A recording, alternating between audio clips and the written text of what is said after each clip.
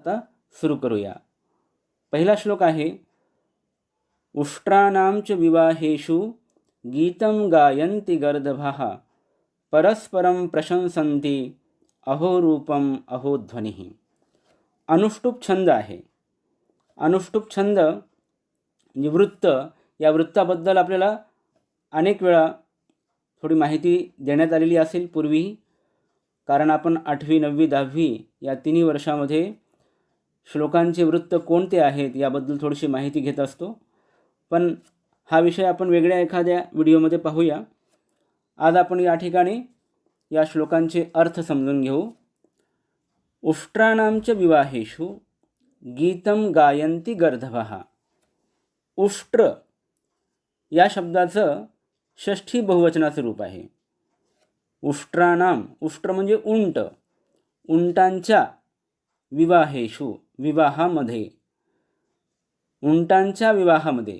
विवाहेषु हे देखील विवाह शब्दाचं सप्तमी बहुवचनी रूप आहे. गर्दभः गीतं गायन्ति. गर्दभ म्हणजे गाढव.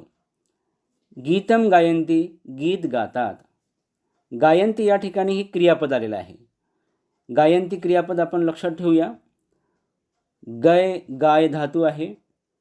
गय गाय, आणि गय गाय या धातूचं हे लट लकाराचं प्रथम पुरुषाचं बहुवचन आहे. तर अर्थ आपल्या लक्षात आला. उष्ट्राणां च विवाहेषु गीतं गायन्ति गर्दभः.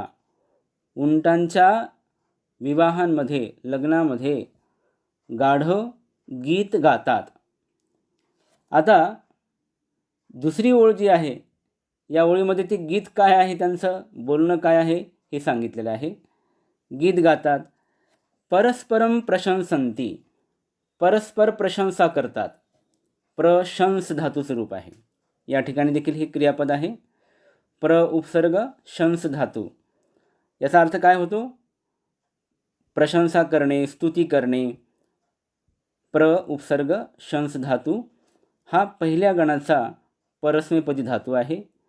आपल्याला पुस्तकामध्ये नंतर धातूंची रूपं दिलेली आहेत, ती पाहता येतील. तर आपसामध्ये एकमेकांची ती प्रशंसा करतात. ती प्रशंसा कशी आहे? अहो रूपम अहो ध्वनिः. अहो रूपम अहो ध्वनिः. अहो रूपमचा अर्थ काय होतो? काय रूप आहे. अहो ध्वनिः काय आवाज आहे. आता हे कोण कोण म्हणत असतील वाक्य? गाढव उंटाला काय म्हणत आहेत? अहो रूपम, काय रूप आहे. आता खरोखर उंटाचं काही विशेष रूप नाही, तो काही सुरूप नाही, तो काही सुंदर नाही, परंतु गाढव त्यांची प्रशंसा करत आहेत. आणि अहो ध्वनिहीचा अर्थ काय होतो? काय आवाज आहे. आता हे कोण बोलत असतील? तर उंट बोलत आहेत. कोणाला? गाढवाला. तर या ठिकाणी एक सुंदर अशा प्रकारची जी रचना केली आहे, यातून एक आशय निर्माण होतो, आशय तयार होतो. तो काय आहे की जे गुणहीन लोक असतात ते एकमेकांची अशा प्रकारे नसलेल्या गुणांची प्रशंसा करीत असतात आणि हास्य करून घेतात. तर असा एक विनोदी क्षण या ठिकाणी या उंट आणि गाढवाच्या या संदर्भामध्ये दिलेला आहे. तर अहो रूपम अहो ध्वनिः हे वाक्य बऱ्याच वेळा आपल्याला ऐकायला मिळतं. मराठीमध्ये वाक्प्रचाराच्या यादीमध्ये सुद्धा या संस्कृत वाक्याला स्थान मिळालेलं आहे. तर आपण अर्थ समजून घेतलेला आहे श्लोकाचा. आता यातल्या काही निवडक शब्दांचे अर्थ आपल्याला लिहून घ्यायचे आहेत पाठ चालू असतानाच. नेहमी पाठ चालू असताना आपल्याजवळ वही ठेवा, काही कागद पेन असू द्या, आणि त्यावरती आपण ही टिप्पणं लिहून घ्यायची आहेत. आत्ता आपण जो अर्थ पाहिलेला आहे ते भाषांतर, तो अनुवाद आपण आता लिहून घेऊया.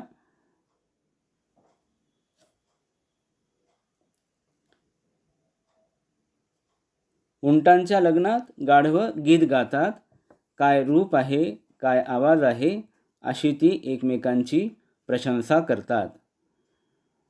या सर्व श्लोकांचे अन्वय पुस्तकात दिलेले आहेत, त्यामुळे मी या ठिकाणी त्यांचा उल्लेख करणार नाही. आपण भाषांतर समजून घेतलात, अन्वयाकडे जर पाहिलं तर आपल्याला अन्वय देखील अशा पद्धतीने लक्षात लवकर राहील आणि त्याचा अभ्यास देखील आपल्याला सहज सोपा होईल श्लोकांचा. यानंतर आपण दुसरा श्लोक पाहूया. तृणाल लघुतरस्तूलस्तूलादपि च याचकः वायुना किं न नीतोऽसौ मामयं प्रार्थयेदिति. या ठिकाणी पहिल्या श्लोकात तर संधी नव्हती, पण आता इथे संधी आहे आणि संधी विग्रह करून मी तुम्हाला या ठिकाणी दाखवलेला आहे. तो लक्षात घ्या, कारण संधी आपल्याला व्याकरणाच्या प्रश्नामध्ये दिलेलाच असतो आणि तो आपल्याला सोडवायचा असतो, पूर्ण करायचा असतो. संधी करणे, संधी विग्रह करणे दोन्ही गोष्टी आपल्याला जमल्या पाहिजेत. तर तृणाल लघुतरस्तूलस्तूलादपि या ठिकाणी तृणात लघुतरः, इथे जो त आहे या तचा पुढे ल असल्यामुळे ल झालेला आहे. लघुतरस्तूलः, आता या ठिकाणी त आहे पुढे आणि या ठिकाणच्या विसर्गाचा स झालेला आहे. तर आपण ही गोष्ट लक्षात ठेवायची की विसर्गाचा स केव्हा होतो किंवा विसर्गाचा ओ केव्हा होतो. विसर्गामध्ये जे काही इतर बदल होतात ते आपल्याला संधीनुसार लक्षात ठेवायचे. आपल्याला संधीचे नियम लिहायचे नाहीत, परंतु समजून घ्यायचे आहेत. तूलः आणि त्यानंतर तूलात. आता मगाशी आपण पाहिलं की विसर्गाच्या पुढे त आला तर विसर्गाचा स होतो. तर तूलस्तूलात तो इथे दिसतो आणि तचा द झालेला आहे. तूलात अपि, तूलादपि. तर पुढे स्वर असताना तचा द होतो, तिसरं व्यंजन येतं. तर हे आपण समजून घेतले तरी लक्षात राहतील. आता विग्रह, संधी विग्रह झाल्यानंतर आपल्याला अर्थ कळणं फार सोपं जातं. तृणात लघुतरः तूलः. तृणाचा अर्थ काय? तृण म्हणजे गवत, पंचमीचं रूप आहे. तृणात लघुतरः, गवताहून लघु, लघु म्हणजे हलका, गवताहून हलका आणि तरचा अर्थ होतो अधिक हलका. तर गवताहून अधिक हलका काय आहे? तूलः, कापूस आहे. तूल या शब्दाचा अर्थ काय होतो? कापूस. आणि तूलात अपि, आणि कापसाहूनही अधिक. आता इथे लघुतरः हा शब्द आपण पुन्हा एकदा वापरणार. तूलात अपि लघुतरः, तूलात अपि कापसाहूनही अधिक, लघुतरः, लघुतरः म्हणजे अधिक हलका. काय आहे? कोण आहे? याचकः, याचक आहे. बघा, पहिल्या ओळीचा अर्थ समजून घ्या. गवताहून अधिक हलका कापूस आहे, कापसाहूनही अधिक हलका याचक आहे. याचक म्हणजे कोण? जो मागतो, दुसऱ्याला काही याचना करतो, मागतो, त्याला याचक म्हटलेलं आहे. आणि पुढे काय म्हटलं? वायुना किम न नीतौसौ मामयं प्रार्थयेदिति. वायुना किम न नीतौसौ, इथे आपल्याला एक वाक्य तोडता येईल आणि त्या ठिकाणी समजून घेता येईल. नीतौसौ याचा संधी विग्रह केला, नीतः असौ. वायुना असौ किम न नीतः, वायू म्हणजे वारा, तृतीयाचे एक वचन आहे. वायू शब्द पुल्लिंगी, त्याचं तृतीय एक वचन. वायुना, वाऱ्याने, असौ किम न नीतः, ह्याला का बरे नेले नाही, म्हणजे का बरे उडवून नेले नाही. कोणाला? हे असौ रूप कोणासाठी आलं? याचकः. असौ हे सर्वनामाचं रूप याचकासाठी. या याचकाला वाऱ्याने का बरे उडवून नेले नाही? कारण गवताहून हलका कापूस आहे आणि कापसाहूनही हलका याचक आहे. तर शेवटी कवी काय म्हणतो? मामयम, या ठिकाणी संधी विग्रह करा, माम अयम. प्रार्थयेदिति, प्रार्थयेत इति. प्रार्थयेत तचा द झाला संधीमुळे, पुढे स्वर असताना तचा द झालेला आहे, तिसरं व्यंजन येतं. तर वाऱ्याने का बरे उडून नेला नाही? तर मग ती कल्पना केली आहे कवीनं. तर कवी काय म्हणतो? अयम माम प्रार्थयेत, हा मला मागेल, हा मला याचना करील. हा म्हणजे कोण? अयम कोणासाठी आलं? याचकसाठी. माम मला, मला म्हणजे कोणाला? वाऱ्याला. वाऱ्याने का नेलं नाही? तर वाऱ्याला असं वाटलं, वाऱ्याला अशी भीती वाटली की हा मला प्रार्थयेत, हा मला याचना करील, मागील. म्हणजे मागणाऱ्या व्यक्तीपासून सगळेच लोक दूर दूर जातात, लांब लांब राहतात. अशा प्रकारचा आशय या श्लोकात दिलेला आहे. कारण जो मागतो त्याचा समाजातला मान घटतो, अशा प्रकारचा आशय या ठिकाणी दाखवलेला आहे. तो हलका आहे. तर सामाजिकदृष्ट्या त्याचं महत्त्व कमी राहतं, कारण तो याचना करत आहे, दुसऱ्यापुढे हात पसरवित आहे. तर मामयम प्रार्थयेदिती, म्हणजे वारा देखील त्याला उडवून नेत नाही, कारण वाऱ्याला भीती आहे की हा माम प्रार्थयेत, मला मागेल, मलाच काहीतरी मागेल, या भीतीनं तो त्याला उडवून नेत नाही. तर या ठिकाणी आपण वरच्या ओळीमध्ये कुठे क्रियापद नाही. तृणात लघुतरह तुलह, बऱ्याच वेळा क्रियापदांचा वापर न करताही वाक्य पूर्ण असतं. त्या ठिकाणी अस धातूचं क्रियापद ही गृहीत धरायचं असतं. म्हणजे अर्थ काय होतो, गवताहूनही अधिक हलका कापूस आहे. आता आहे हा अर्थ आपण पूर्ण केला. त्यानंतर तुलात अपि च याचकः, आणि तुलात अपि, कापसाहूनही अधिक हलका कोण आहे, याचकः, याचक आहे. आणि छोटंसं वाक्य पुन्हा बनवलं, असौ वायुना किम न नीतः, ह्याला वाऱ्याने का बरे नेले नाही, जोडून नेले नाही. तर उत्तर काय येत आहे, अयम माम प्रार्थयेद इति, हा मला मागेल इति, या विचाराने. तर अशा पद्धतीने आपण हा दुसरा श्लोक समजून घेतलेला आहे. या दुसऱ्या श्लोकाचं देखील भाषांतर आपल्याला समजून घ्यायचं आहे. क्रियापद म्हणून खालच्या ओळीमध्ये प्रार्थयेत असं रूप आलेलं आहे. खरं तर प्रार्थयेत हे रूप सर्वांना माहिती, प्रार्थना करणे, याचना करणे, उपसर्ग अर्थ धातूचा आहे. अर्थ हा धातू तसा 10व्या गणाचा आत्मनेपदी, परंतु कवीने या ठिकाणी जे रूप वापरलं ते परस्मैपदी वापरलं. बऱ्याच वेळा असं होतं की प्राचीन काळामध्ये जे कवी ज्यांनी हे लेखन केलेलं असेल त्यांनी काही सर्वच पाणिनीच्या नियमानुसार एखाद्या वेळेस त्यांचं पद बदललेलं असतं, तर राहत नाही, ते चालतं. तर अर्थ धातूचं रूप प्रार्थयेत असं दिलेलं आहे, तेही आपण समजून घेतलेलं आहे. आता आपण या श्लोकाचं भाषांतर लिहून घेऊया.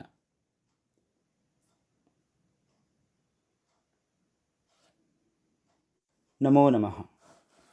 विद्यार्थी मित्रांनो, आज आपण क्षणम मनोविनोदनम या पाठातील तिसऱ्या सुभाषिताचा अभ्यास करणार आहोत. भो दारिद्र्य नमस्तुभ्यं सिद्धोहम त्वत्प्रसादतः पश्याम्यहं जगत् सर्वं न मां पश्यति कश्चन. हा श्लोक कवीनं त्याच्याकडे असलेल्या गरिबीला उद्देशूनच म्हटलेला आहे. गरीब कवी आहे आणि त्याचं दारिद्र्य, त्या दारिद्र्याला उद्देशूनच तो काय म्हणत आहे पहा. भो दारिद्र्य, हे दारिद्र्य, नमस्तुभ्यम, या ठिकाणी संधी विग्रह केला आपण, नमः तुभ्यम, तुभ्यम नमः, तुला नमस्कार. तुभ्यम हे रूप कोणतं आहे लक्षात येतं का. तुभ्यम हे युष्मद सर्वनामाचं रूप आहे. युष्मद सर्वनाम चतुर्थी एकवचन. अर्थ काय होतो, तुला. नमःचा प्रयोग केला असताना चतुर्थी असते. तर हे दारिद्र्या, तुला नमस्कार, हे छोटंसं वाक्य झालं. दुसरं वाक्य काय आहे, सिद्धोहम त्वत्प्रसादतः. सिद्धोहम मध्ये संधी विग्रह करा. सिद्धः अहम, सिद्धोहम, त्वत्प्रसादतः, तुझ्या कृपेमुळे. इथे तह हा जो प्रत्यय जोडलेला आहे तो पंचमीच्या अर्थाचा प्रत्यय आहे. तुझ्या कृपेमुळे अहम सिद्धः, मी सिद्ध झालो आहे. सिद्ध म्हणजे काय, मला काहीतरी सिद्धी प्राप्त झालेली आहे. ती कोणती आहे सिद्धी, तर खालच्या ओळीत तो ती सिद्धी सांगत आहे. पश्याम्यहम जगत सर्वम. छोटंसं वाक्य इथे आपण तोडायचं, न मां पश्यति कश्चन. पश्याम्यहम या ठिकाणी संधी आहे, संधी विग्रह काय झाला, पश्यामी अधिक अहम. आणि जगत सर्वमध्ये देखील जगत सर्वम, असे दोन संधी आहेत या वाक्यामध्ये. आणि त्यानंतर आपण पाहूया की या छोट्याशा वाक्यामध्ये अन्वय कसा होतो. अहम सर्वं जगत पश्यामी. मी संपूर्ण जगाला पाहतो. मी सर्व जगाला पाहतो. पश्यामी हे क्रियापद आहे. लक्षात आलं. अहम सर्वं जगत पश्यामी. पश्यामी या क्रियापदामध्ये दृश्य पश्य धातू आहे. दृश्य पश्य हा धातू पहिल्या गणाचा परस्मैपदी आणि त्याचा अर्थ काय होतो, पाहणे. याच धातूचं आणखी एक रूप आलेलं आहे पुढे, पश्यती. पश्यामी हे लटलकाराचं उत्तम पुरुषाचं एकवचन आणि पश्यती हे रूप लटलकाराचं प्रथम पुरुषाचं एकवचन आहे. अर्थ पाहूया. तर पहिल्या वाक्याचा अर्थ कळाला. वरती त्यानं काय म्हटलं होतं कवीनं, की तुझ्या कृपेमुळे मी सिद्ध झालो आहे. मला काहीतरी सिद्धी लाभलेली आहे. ती सिद्धी कोणती आहे, तर सर्व जगाला मी पाहतो. न माम पश्यते कश्चन. आणि कश्चन, माम म्हणजे मला, कश्चनचा अर्थ होतो कोणीही. मला कोणीही न पश्यती पाहत नाही. म्हणजे मी जगाला पाहतो, मी सर्व जगाला पाहतो, परंतु मला कोणीही पाहत नाही. ही ती सिद्धी आहे. सिद्धी अशी काय असू शकते की सर्व जगाला तो पाहतो आणि त्याला कोणी पाहत नाही. तात्पर्य असं आहे की गरीब माणसं कशी असतात त्याचं वर्णन कवी अशा पद्धतीनं करत आहे की गरीब हा सर्व इतर लोकांकडे पाहतो, की लोकांकडून त्याला काही अपेक्षा असतात, परंतु गरिबाकडे कोणी पाहत नाही. तर एक प्रकारे दारिद्र्याला म्हणजे गरिबीला टोमणाच मारलेला आहे की गरिबीमध्ये अशी दुरवस्था असते, परंतु त्या अवस्थेला देखील कवीनं काय केलं, वेगळ्या पद्धतीनं मांडलं आणि त्याने त्याला एक सिद्ध असल्याचं रूप दिलं.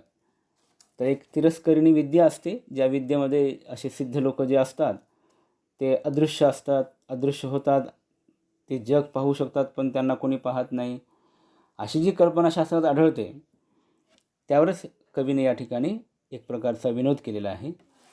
तर या श्लोकाचा आपण अर्थ लिहून घेऊया, भाषांतर लिहून घेऊया. एक गरीब कवी म्हणतो, हे दारिद्र्या तुला नमस्कार.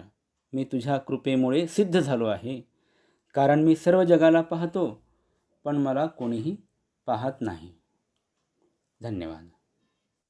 विद्यार्थी मित्रांनो, आता आपण क्षणम मनोविनोदनम या पाठातील चौथा श्लोक पाहूया. आर्यावृत्तामध्ये हा श्लोक आहे. अद्यापि दुर्निवारम स्तुतिकन्या वहति कौमारम सद्भ्यो न रोचते सा संतोप्यस्येन रोचन्ते. या ठिकाणचे जे संधी शब्द आहेत आपल्या लक्षात येतील. अद्यापि, अद्यापि, अद्य अधिक अपि, सोपा आहे, संधी अतिशय सोपा आहे. दुसऱ्या ओळीमध्ये सद्भ्यो न, या ठिकाणी शब्द वेगळे असले तरी संधीचा नियम इथे लागू झालेला आहे. सद्भ्य अधिक न, पुढे हे न हे अक्षर जे आहे ते मृदुव्यंजन आहे आणि सद्भ्यमध्ये विसर्ग शेवटी आलेला आहे. विसर्गाच्या पुढे मृदुव्यंजन असेल आणि विसर्गाच्या अगोदर अ असेल तर विसर्गाचा ओ होतो, म्हणजे ऊ होऊन संधी होऊन पुढे ओ होतो. तर सद्भ्यो न. या ठिकाणी एक आणखी एक थोडीशी मोठी संधी आहे. सा संतोप्यस्यै. 4 शब्द आहेत. सा असंतः अपि अस्यै. सा असंतः अपि अस्यै. इथे असंतःच्या अचा काय झालेला आहे, अवग्रह झाला. सा असंतो, आज विसर्गाचा काय झाला पुढे मग ओ झाला. नंतर अपीचा अवग्रह झाला आणि पीमध्ये जो ई आहे त्या ईचा यण संधीचा नियम लागू झाला इथे. कारण पुढे ईच्या पुढे जर विजातीय वर्ण असेल, अक्षर असेल, स्वर असेल तर त्याचं काय होतं आपल्याला लक्षात येतं, य. ते ईचा य झाला आणि मग ती दोन्ही जोडले आणि अगोदरचा प जोडून काय रूप झालं, प्य. तर सा संतोप्यस्यै, से शेवटचं रूप जोडलं. तर अशा पद्धतीने एक थोडासा मुलांना कठीण वाटणारा संधिवाट आहे हा, तरी देखील काही हरकत नाही. थोडा आपण लक्ष देऊन पाहिला तर असे संधी देखील आपण सोडवू शकतो. आता आपण या श्लोकाचे शब्दार्थ पाहूया, त्यानंतर भाषांतर पाहू. पहिली ओळ लक्षात घ्या. अद्यापि, आजही. अद्य म्हणजे आज, अपि म्हणजे सुद्धा, तर आज सुद्धा म्हणजे आजही. स्तुतिकन्या. स्तुतिकन्या, स्तुतिरूपी कन्या. स्तुतिरूपी कन्या ही कशी आहे ते या ठिकाणी दाखवलेलं आहे. स्तुतिरूपी कन्या आजही दुर्निवारम कौमारम वहती. दुर्निवारमचा अर्थ होतो अटळ, ज्याला टाळता येत नाही, टाळलं जाऊ शकत नाही, त्याला अटळ दुर्निवार म्हटलेलं आहे. तर अटळ असं कौमार्य. कौमार्याचा अर्थ काय होतो? कौमारम. याला दुसरा पर्यायी शब्द आपण मराठीत कौमार्य असं वापरू शकतो, किंवा आणखी सोपा शब्द वापरायचा झाला तर कुमारावस्था. कुमारावस्था म्हणजे अविवाहित अवस्था. तर स्तुतिरूपी कन्या आजही कुमारावस्था धारण करीत आहे, म्हणजे ती अजूनही कुमारी आहे, अजूनही अविवाहित आहे. आणि ते कौमार्य ते कसं आहे? कौमारमचा संबंध दुर्निवारम सोबत आहे. दुर्निवारम शब्द आणि कौमारम म्हणजे अटळ असं कौमारी आहे, ते तिला टाळता येत नाही. त्या कुमारावस्थेला ती दूर करू शकत नाही, म्हणजे ती अविवाहित आहे, ती विवाहित होऊ शकत नाही. त्याचं कारण काय आहे ते आपल्याला खाली कळतं दुसऱ्या ओळीमध्ये. सद्भ्यः न रोचते सा. या ठिकाणी एवढ्या एका भागाचा आपण अर्थ पाहूया. सा सद्भ्यः न रोचते, ती सज्जनांना आवडत नाही. सद्भ्यः रूप कोणतं आहे? सत या पुल्लिंगी शब्दाचा आहे. सतचा अर्थ तो सज्जन आणि चतुर्थीचं बहुवचन. कारण आपल्याला नियम माहिती आहे, रुच रोच धातूचा प्रयोग असताना ज्याला आवडते किंवा आवडत नाही असं म्हणायचं असतं, त्याची चतुर्थी करतो आपण. तर सद्भ्यः न रोचते, सज्जनांना आवडत नाही. कोण? सा. सा म्हणजे कोण? स्तुतिकन्या. तर ती स्तुतिकन्या सज्जनांना आवडत नाही. म्हणजे सज्जन जे लोक असतात ते स्तुतिकन्येला, म्हणजे सज्जनांना स्तुती आवडतच नाही. निश्चितच जी चांगली माणसं असतात त्यांना कोणी स्तुती केलेला आवडत नाही. तर म्हणून सज्जनांचा आणि स्तुतिकन्येचा संबंध येत नाही. तर ती कुमारावस्था तिची आहे, अविवाहित आहे. आणि दुसरी गोष्ट काय म्हटली ते लक्षात घेण्यासारखी आहे. कवी म्हणतो की असंतः अपि, या ठिकाणी संधिविग्रहातच पहा, असंतः अपि अस्यै न रोचन्ते. अस्यै, अस्यै हे रूप स्तुतिकन्यासाठी आलेलं आहे. अस्यै म्हणजे कोणाला? अस्यैचा अर्थ होतो हिला. हे इदम सर्वनामाचं, इदम सर्वनाम स्त्रीलिंगी चतुर्थी एक वचन आहे. इदमचा अर्थ माहितीच आहे आपलं, हा, ही, हे. स्त्रीलिंगी अर्थ ही असा घेऊन मग अस्यैचा अर्थ काय झाला? हिला. हिला म्हणजे कोणाला? स्तुतिकन्येला.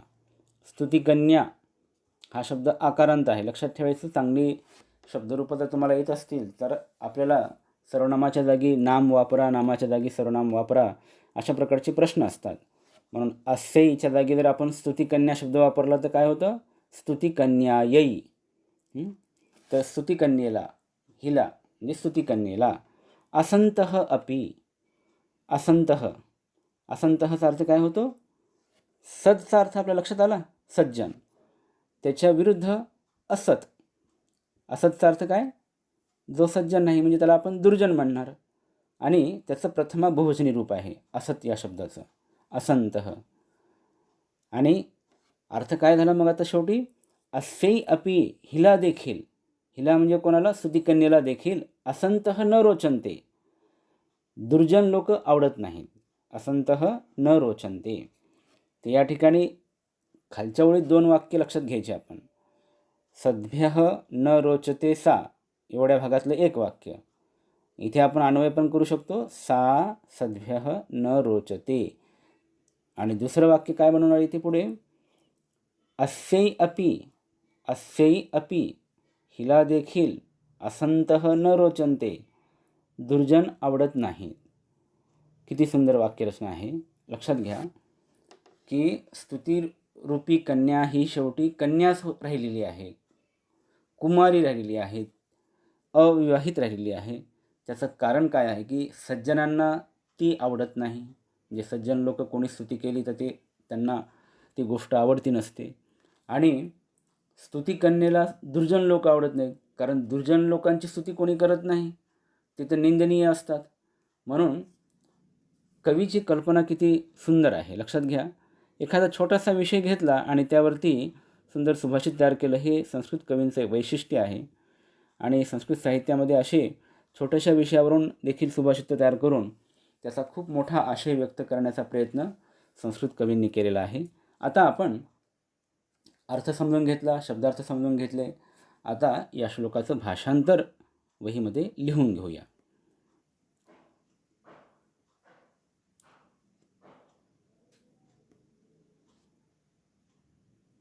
स्तुतिरूपी कन्या आजही अटळ असे कौमार्य धारण करीत आहे, कारण ती सज्जनांना आवडत नाही व हिला देखील दुर्जन आवडत नाहीत.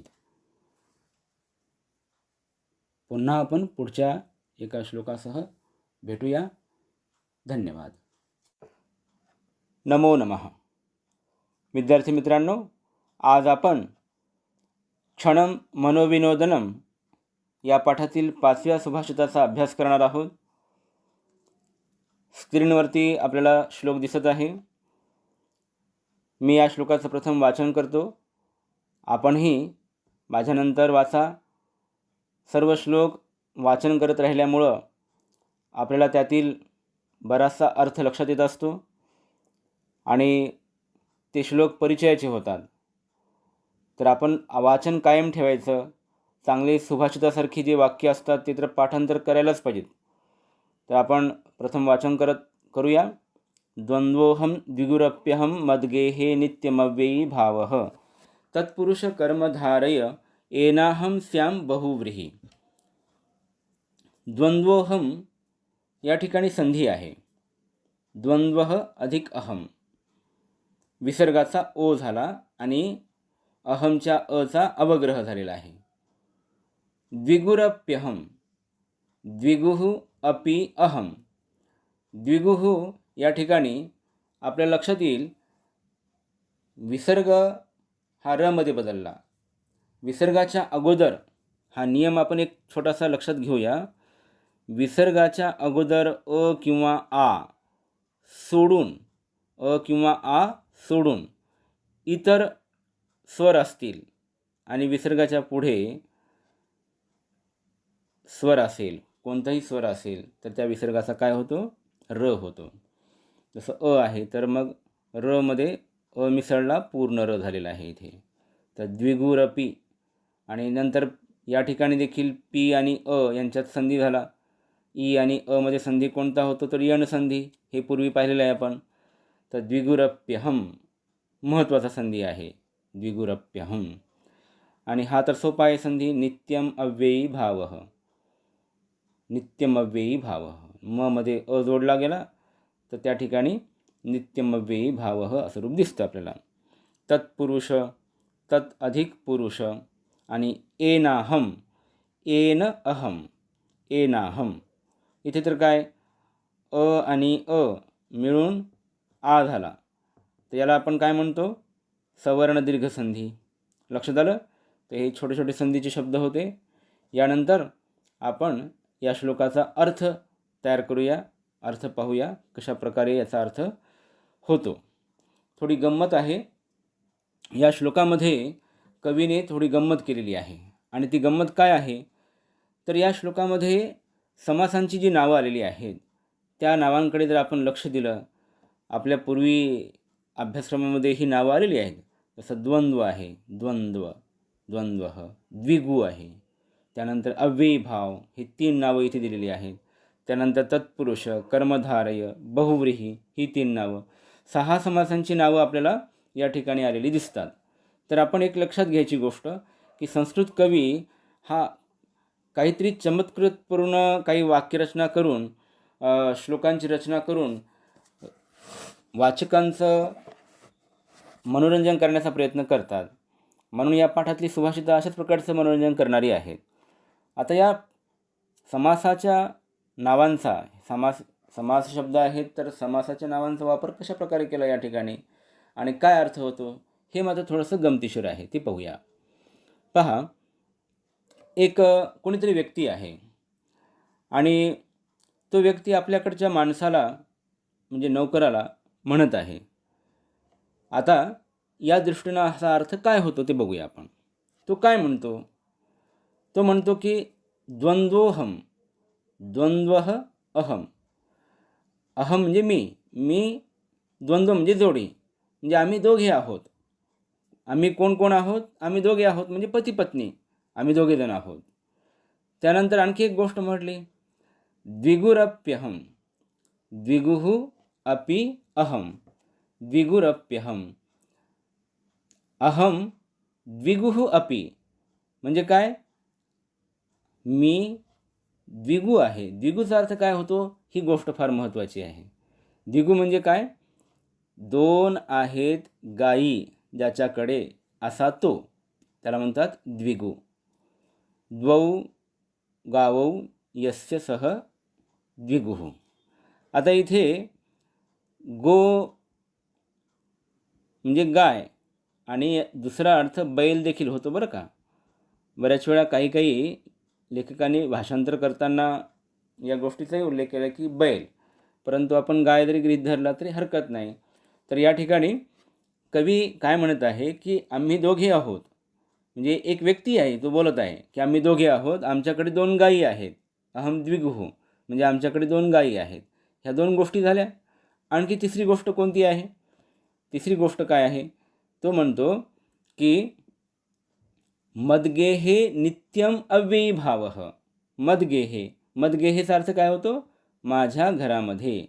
मागे अशा प्रकारचा तुम्हाला मी शब्द सांगितला होता की अस्मत् सर्वनामाचं मत आणि युष्मत् सर्वनामाचं त्वत अशा प्रकारची रूपं दिलेली असतात समासामध्ये. तर मद्गेहे म्हणजे माझ्या घरी.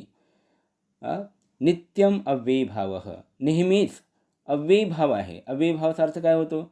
व्ययी भाव म्हणजे खर्च होणे. व्ययी भाव म्हणजे काय? खर्च करणे. अव्ययी भाव म्हणजे काय? खर्च न करणे, म्हणजे खर्चाचा अभाव आहे. माझ्या घरी नेहमी खर्चाचा अभाव म्हणजे माझ्याकडे पैसा अडकाच नाही. आता वरच्या ओळीमध्ये हे जी 3 वाक्य झालेली आहेत यांचे पुन्हा एकदा अर्थ पाहूया. द्वंद्वः अहम, द्वंद्वः अहम, आम्ही दोघे आहोत. द्विगुः अपि अहम, आणि माझ्याकडे 2 गायी देखील आहेत. परंतु मद्गेहे माझ्या घरी नेहमीच, नित्यम म्हणजे नेहमी, अव्ययी भावः खर्चाचा अभाव आहे. ही गोष्ट झाली. मग काय म्हणतो तो? तत्, तेव्हा, सो दॅट. तत् हे अव्यय आहे. तर इथे ही गोष्ट आपण लक्षात घ्यायची आहे की कवी काय म्हणत आहे.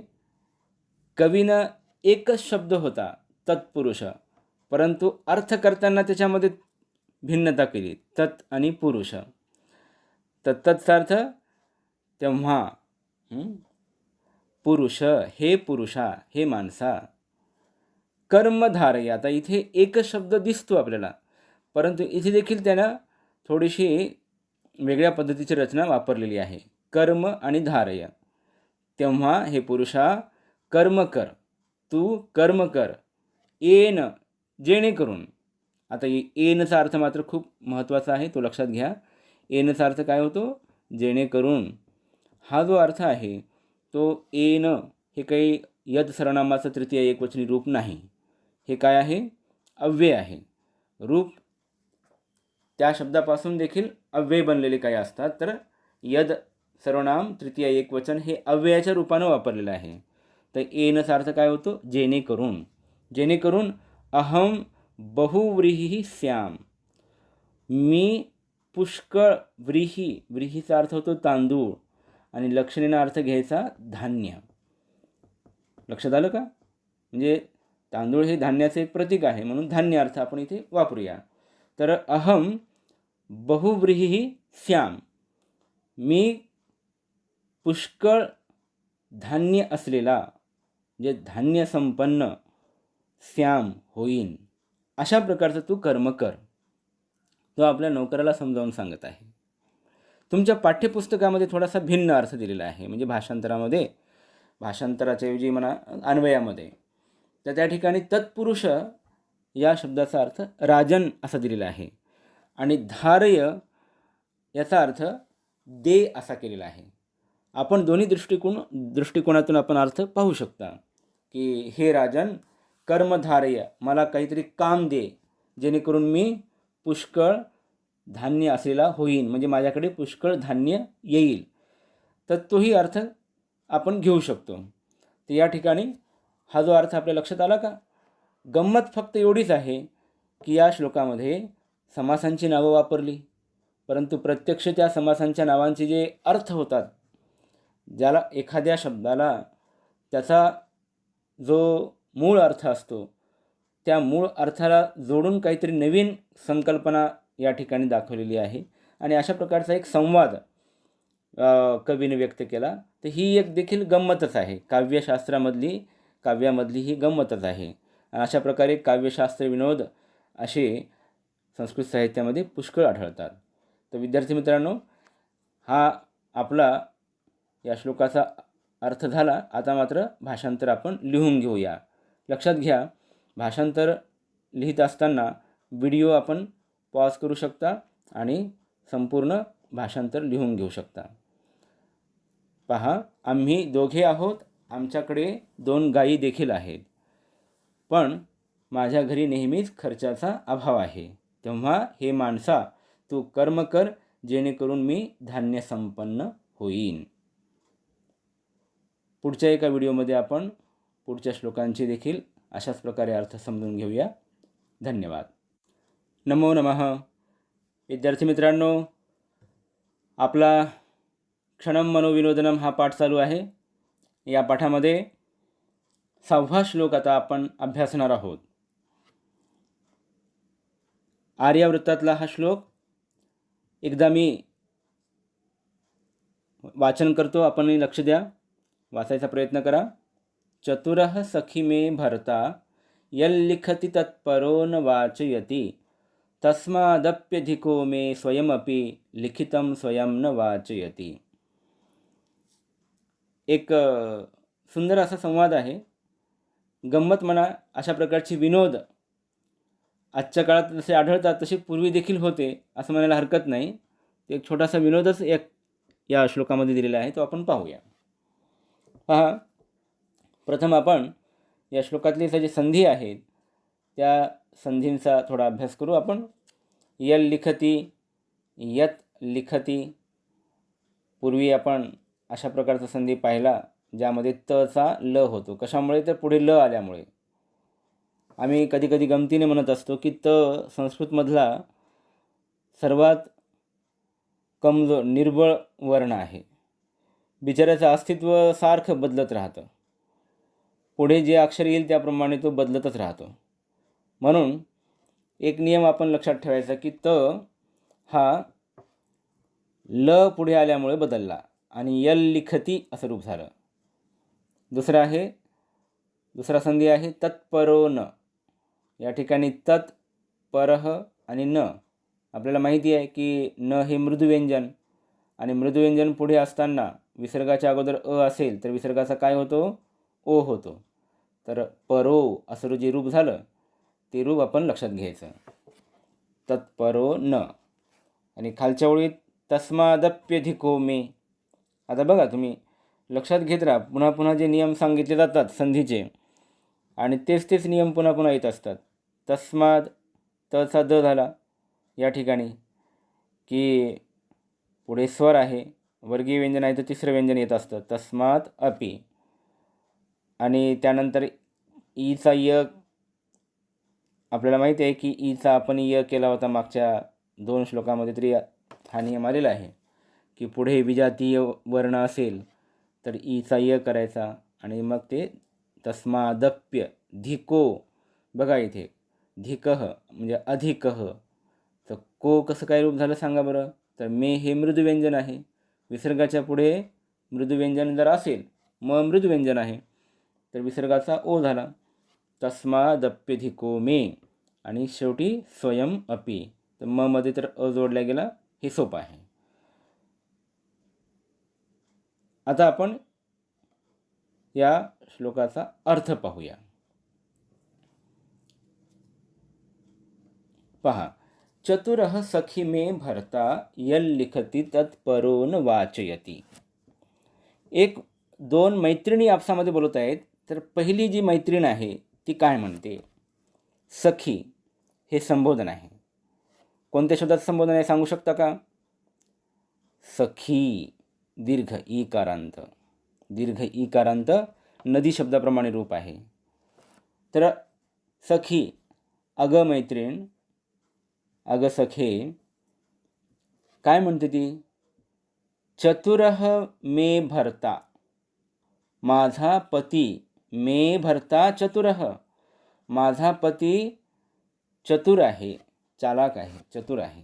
भर्ता म्हणजे काय? पती. चतुरः म्हणजे काय? हुशार. तर माझा पती हुशार आहे, चतुर आहे. काय त्याची हुशारी आहे? यत लिखती, तो जे लिहितो, तत् परः न वाचयती, तत् म्हणजे ते लेखन, जे लिहितो ते लेखन, परः न वाचयती, दुसरा कोणी वाचू शकत नाही. परहचा अर्थ लक्षात येतो? परह म्हणजे काय? परह म्हणजे दुसरा, आणि वाचयती म्हणजे वाच धातूचं रूप आहे. वाचयतीचा अर्थ काय होतो? वाचणे. तर इथे अर्थ काय झाला पहिल्या ओळीचा? अग मैत्रीण, माझा पती चतुर आहे, हुशार आहे. तो जे लिहितो तत्परः न वाचयती, ते दुसरं कोणी वाचू शकत नाही. परंतु आता दुसरी मैत्रीण काय म्हणते पहा. दुसरी मैत्रीण काय म्हणते ती ओळ खालची आहे. तस्माद अपि, संधी विग्रहाकडेच लक्ष द्या. तस्मात अपि अधिकः मे, तस्मात अपि त्याच्याहूनही, कोणाहूनही म्हणजे तुझ्या पतीहूनही. ती मैत्रीण पहिल्या मैत्रिणीला म्हणत आहे तस्मात अपि मे अधिकः, मे अधिकः माझा अधिक आहे. माझा म्हणजे काय? माझा पती. शब्दांची आवृत्ती आपण लक्षात घ्यायची. मे भरता, अधिकः चतुरः, अधिक चतुर आहे. पण भरता आणि चतुरः हे शब्द पुन्हा वापरले नाही कवीनं, फक्त मे अधिकः म्हटलं. बाकीचे शब्द आपण अध्यारित करायचे असतात. तर मे अधिकः, माझा पती अधिक चतुर आहे. काय आहे त्याचं चातुर्य सांगा. चातुर्य हे पुढे वर्णन केलं. स्वयमपि लिखितं स्वयं न वाचयती, स्वयं अपि लिखितं, स्वतःच लिहिलेले, स्वयं न वाचयती, स्वतः वाचू शकत नाही. तर ही गंमतच आहे ना एक प्रकारे. तर पहिल्या मैत्रिणीचा पती कसा आहे? तो जे लिहितो तो दुसरा कोणी वाचू शकत नाही. म्हणजे एवढं अक्षर म्हणूया आपण घाण अक्षर आहे. आणि पण ही मैत्रिणी तर काय म्हणते की माझा पती तर अधिक चतुर आहे, तो जे लिहितो ते स्वतः देखील तो वाचू शकत नाही. अशा पद्धतीनं आता त्यांनी आपापल्या पतीला टोमणा मारला, काय गंमत केली, विनोद केला, ते आता तुम्ही समजून घ्या. तर अशा प्रकारचे विनोद संस्कृत साहित्यामध्ये भरपूर आढळतात आणि अतिशय सोप्या पद्धतीने सोपी भाषा वापरून देखील हा श्लोक असा तयार केलेला आहे. तर तस्माद अपि अधिको मे स्वयमपि लिखितं, स्वयं अपि लिखितं, स्वयं न वाचयती, स्वतःच लिहिलेले स्वतः वाचू शकत नाही. वाचत नाही म्हणजेच वाचू शकत नाही. तर या ठिकाणी कवीची ही प्रतिभा की दोन ओळीमध्येच एखादा विनोद सांगितला. तर या श्लोकाचा देखील आपण आता अर्थ लिहून घेऊया.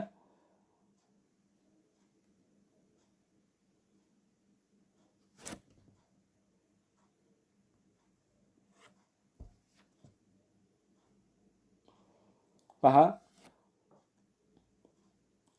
पहिली सखी म्हणते, सखे माझा पती चतुर आहे, तो जे लिहितो ते दुसरा कोणी वाचू शकत नाही. दुसरी सखी म्हणते, त्याच्याहूनही माझा पती अधिक चतुर आहे, कारण तो स्वतः लिहिलेले स्वतःच वाचू शकत नाही. नमो नमः. विद्यार्थी मित्रांनो, क्षणं मनोविनोदनम या पाठाचा आज आपण आता शेवटचा श्लोक पाहणार आहोत. 7वा श्लोक. वासः प्रधानं खलु योग्यताया वासो विहीनं विजहाति लक्ष्मीः. पीतांबरं वीक्ष ददौ स्वकन्यां दिगंबरं वीक्ष विषम समुद्रः. एक पौराणिक संदर्भ या श्लोकामध्ये वर्णन केलेला आहे आणि त्यातून एक काहीतरी संदेश देण्याचा प्रयत्न कवीचा आहे. संधी फारशी नाही, एकाच ठिकाणी संधी आहे. आपल्या लक्षात येईल की दोन्ही शब्द वेगळे आहेत. योग्यताया वासोविहीनम, योग्यताया वासोविहीनम, योग्यतायाः वासोविहीनम. काय फरक आहे लक्षात येतो का? योग्यतायाः विसर्ग तेवढा आला इथे, तेवढाच आपण लक्षात ठेवायचं. विसर्गाच्या अगोदर जर आ असेल आणि विसर्गाच्या नंतर मृदुव्यंजन आहे तर विसर्गाचा लोप केला जातो. तो योग्यतायाः याचा विसर्गाचा लोप झाला योग्यताया. ठीक आहे, एवढीच एक संधी आहे. आपण आता शब्दार्थ पाहू आणि अर्थ समजून घेऊया. काय वर्णन केलेलं आहे कवीनं? वासः प्रधानं खलु योग्यतायाः. या ठिकाणी आपण वाक्याला दूर करायचं आहे, वाक्य बाजूला करायचं आणि एक छोटंसं वाक्य बनवायचं. वासः प्रधानं खलु योग्यतायाः. वासः याचा अर्थ होतो वस्त्र. वासहचा अर्थ काय होतो? वस्त्र. मूळ शब्द लक्षात येतो. वासहमध्ये कोणता शब्द आहे? वासस, नपुंसकलिंगी शब्द आहे. याचा अर्थ काय होतो? वासस म्हणजे वस्त्र. तर कवी काय म्हणतो? खलू, खरोखरच. खलू हे अव्यय आहे. खरोखरच योग्यतायाः वासः प्रधानम. योग्यतायाः वासः प्रधानम. योग्यता, योग्यतेपेक्षा वस्त्र, वासः म्हणजे वस्त्र, हे प्रधान आहेत, मुख्य आहेत. मुख्य म्हणजे काय? महत्त्वाचे आहेत. बघा कवी काय म्हणत आहे? तुमच्यात योग्यता किती आहे याला महत्त्व नाही. योग्यता या हे रूप कोणतं आहे लक्षात येत आहे का तुमच्या? योग्यता आकारांत शब्द आहे. या हा प्रत्यय जोडला तो पंचमी आणि षष्ठीमध्ये येतो. या ठिकाणी मात्र पंचमीचं रूप आहे, म्हणून आपण अर्थ काय केला? पेक्षा. योग्यतायाः, योग्यतेपेक्षा वासः प्रधानम. वस्त्र हे मुख्य आहे. म्हणजे तुमच्यात योग्यता किती आहे याला महत्त्व नाही, तर तुम्ही कपडे कसे धारण करता, तुमच्या अंगावरचे वस्त्र कसे आहेत याला जास्त महत्त्व आहे. फारच व्यावहारिक गोष्ट तो म्हणत आहे की चांगले वस्त्र असतील तर माणसाची योग्यता कमी असेल तरी चालेल. काही काही व्यावहारिक शहाणपणा काही गोष्टी शिकून घ्याव्या लागतात. संस्कृत कवींना ते चांगलं माहिती आहे. तो एक उदाहरण पौराणिक देतो पुढे आणि काय म्हणतो? वासो विहीनं विजहाति लक्ष्मी. पुढे तर कमालच केली. तो काय म्हणतो? वासो विहीनं विजहाति लक्ष्मी. विहीनचा अर्थ कळतो? वस्त्रविहीन म्हणजे वस्त्र नसलेला. अशा व्यक्तीला द्वितीयाचं रूप आहे. लक्ष्मी विजहाती. लक्ष्मी विजहाती सोडून देते. विजहाती हे क्रियापद आपण लक्षात घेऊ. वि उपसर्ग आहे आणि हा धातू आहे. हा तिसऱ्या गणाचा उभयपदी, तिसऱ्या गणाचा. या ठिकाणी परस्मैपदी रूप आहे, आपण ते लक्षात घ्यायचं. आणि वि हा धातूचा अर्थ काय होतो? सोडून देणे. तर लक्ष्मी कोणाला सोडून देते? वासोविहीनम, वस्त्रविहीन व्यक्तीला. ज्याच्याकडे वस्त्र नाही त्याच्याकडे लक्ष्मी जात नाही. म्हणजे वस्त्र धारण करण्याचं महत्त्व या ठिकाणी सांगितलं. आणि ते वस्त्र यातूनच माणसाची जी संपन्नता आहे ती दिसते, वस्त्रातूनच. म्हणून लक्ष्मी कोणाकडे जाते? तर ज्याच्याकडे चांगले वस्त्र आहेत, म्हणजे जो वस्त्रातूनच संपन्नता दिसून येते. तर एक उदाहरण पौराणिक उदाहरण कसं घेतलेलं आहे ते आपण बघूया. खालच्या ओळीमध्ये एक संदर्भ आहे. पीतांबरम वीक्ष ददौ स्वकन्याम. दिगंबरम वीक्ष विषम समुद्र. समुद्राने काय केलेलं आहे? पूर्वी पुराणातली गोष्ट आहे की समुद्रमंथन झालं आणि समुद्रमंथनातून मग अनेक प्रकारचे जे रत्न निघाले, 14 रत्न, त्यापैकी हे विष जे होतं ते विष कोणतं होतं? हलाहल असं त्याचं नाव आहे, हलाहल नावाचं. हे विष खूपच तीव्र भयानक देवदानव जे समुद्रमंथन करत होते त्यांच्यावरती खूप विपरीत परिणाम होत आहे असं दिसू लागलं. तेव्हा शंकराची आराधना केल्यावर शंकरानं ते विष आपल्या कंठामध्ये घेतलं आणि ते कंठातच धारण केल्यामुळं तर कंठ निळा झाला आणि त्यावरून शंकराला नीलकंठ असं नाव पडलं, अशी पौराणिक कथा आपल्याला माहिती आहे. तर या ठिकाणी तोच उल्लेख आहे. मग समुद्रातून आणखी एक रत्न विष देखील आहे, तर तसं लक्ष्मी देखील समुद्रातूनच निर्माण झाली, समुद्राचीच पुत्री आहे. म्हणून या ठिकाणी समुद्रानं विष कोणाला दिलं आणि लक्ष्मी कोणाला दिली याचा संदर्भ कसा मजेशीर घेतला आहे पहा. तर समुद्र पीतांबरम वीक्ष. पीतांबरचा अर्थ काय होतो? पिवळे आहे वस्त्र ज्याचे. पीत याचा अर्थ काय? पिवळे. आणि त्याला जोडलेला शब्द आहे अंबर. समास आहे तो, बहुव्रीही समास.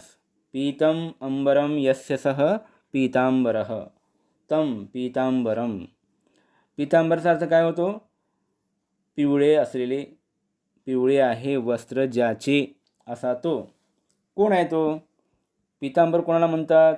विष्णूला. लक्षात घ्या, विष्णू हा पीतांबर आहे, पिवळे वस्त्र धारण करणारा आहे. तर पीतांबर, पिवळे वस्त्र धारण करणे ही गोष्ट श्रीमंतीचं प्रतीक झाली. कवीच्या दृष्टीने तो सांगत आहे की पीतांबर पाहून, वीक्ष याचा अर्थ होतो पाहून, म्हणजे विष्णूला पाहून, विष्णूचा म्हणजे पिवळे वस्त्र धारण करणारा आहे. तर अशा विष्णूला स्वकन्याम ददौ, स्वतःची कन्या दिली. ददौचा अर्थ काय होतो? दिली. लक्षात घ्या, या ठिकाणी कवीनं ज्या दोन गोष्टीमधला फरक दाखवलेला आहे पौराणिक कथेतला, वास्तविकता काय आहे ती गोष्ट सोडा, परंतु त्याला सांगायचं होतं की वस्त्राचं महत्त्व काय आहे, म्हणून तो ही उदाहरणं घेत आहे. खरोखरच पिवळ्या कपड्याकडेच पाहून आपली कन्या दिली असं आपण आता कसं म्हणणार? परंतु त्या कथेतल्या संदर्भाला मात्र यानं आपल्या पद्धतीनं बदललेलं आहे. तर पीतांबरम वीक्ष ददौ स्वकन्याम. तर स्वकन्याम ददौ, स्वतःची कन्या दिली. तर कवी काय म्हणतो की या ठिकाणी समुद्रानं पीतवस्त्र धारण करणाऱ्या विष्णूला आपली कन्या दिली आणि दिगंबरम, दिशा हेच अंबर आहे म्हणजे वस्त्र आहे. असा दिगंबर कोण आहे? तर तो शंकर आहे. आणि शंकराला दिगंबर पाहून शंकराला काय दिलं? विष दिलं. समुद्र आपल्या पोटी जन्मलेल्या विषाला मात्र कोणाला देत आहे? तो विष शंकराला देत आहे, कारण तो दिगंबर आहे. आणि आपली कन्या म्हणजे लक्ष्मी कोणाला देत आहे? पीतांबर, विष्णूला. तर वस्त्राचं हे महत्त्व आहे असं सांगायचं आहे. पीतांबर आणि दिगंबर. शंकराच्या अंगावरचं वस्त्र काय आहे? तो मृगचर्म धारण केलेला आहे, तर त्याला तो दिगंबरच आहे एक प्रकारे. परंतु विष्णू हा मात्र अतिशय शोभायमान वस्त्र धारण केलेला आहे, पीतांबर आहे, म्हणून त्याला आपली कन्या दिली, तर विष्णूची पत्नी लक्ष्मी. तर असा एक संदर्भ या ठिकाणी घेतलेला आहे. आणि माणसाची योग्यता किती आहे यापेक्षाही वस्त्र महत्त्वाचे आहेत ही गोष्ट मजेशीररित्या सांगितलेली आहे. आपण हा शब्दार्थ समजून घेतलेला आहे. तेव्हा आता आपण या श्लोकाचा अर्थही लिहून घेऊया. खरोखरच योग्यतेपेक्षा वस्त्र हे मुख्य महत्त्वाचे आहे. लक्ष्मी देखील वस्त्र नसलेल्याला सोडून जाते. समुद्राने पीतवस्त्र धारण करणारा विष्णू पाहून त्याला आपली मुलगी लक्ष्मी दिली. दिगंबर, दिशा हेच वस्त्र असलेला शंकर पाहून त्याला विष, जे कोणतं विष आहे त्याचा उल्लेख केला, ते हलाहल विष दिले.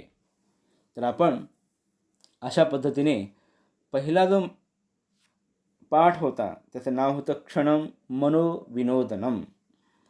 फार सुंदर अशी वेगवेगळ्या प्रकारच्या विषयाला स्पर्श करणारी सुभाषितं या पाठात आली होती आणि या पाठातल्या सर्व सुभाषितांचे आपण शब्दार्थ समजून घेतले, भाषांतर समजून घेतलेलं आहे. म्हणजे आपला अभ्यास झाला असं नाही. विद्यार्थी मित्रांनो, लक्षात ठेवा, आपण अर्थ समजलेला आहे. खरी गोष्ट आपल्याला पुढे समजून घ्यायची आहे ती म्हणजे काय, या श्लोकांवरती विविध प्रकारच्या कृती ज्या आपल्याला आहेत त्या सोडवायच्या आहेत. पुढच्या भागामध्ये आपण तेही काम करूया, कृती सोडूया. परंतु आपण सुरुवातीला अर्थ जर नीट समजून घेतला असेल तर आपल्याला पुढे कृती समजण्यासाठी फारशी अडचण येत नाही, कारण प्रत्येक शब्दाचे अर्थ आपल्याला कळलेले असतात.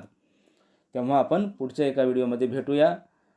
सर्वांनी व्हिडिओ पाहावेत, इतरांनाही दाखवावेत आणि माझं जे चॅनल आहे लर्न संस्कृत बाय सोमदेव शिंदे हे आपण पहा. यूट्यूबवरती सबस्क्राईब करा, लाईक करा आणि बेल आयकॉन दाबून या प्रकारे चांगला अभ्यास करत राहा, जेणेकरून तुम्हाला पुढचे व्हिडिओचे नोटिफिकेशन्स मिळत राहतील. पुन्हा भेटूया आपण पुढच्या व्हिडिओमध्ये. धन्यवाद.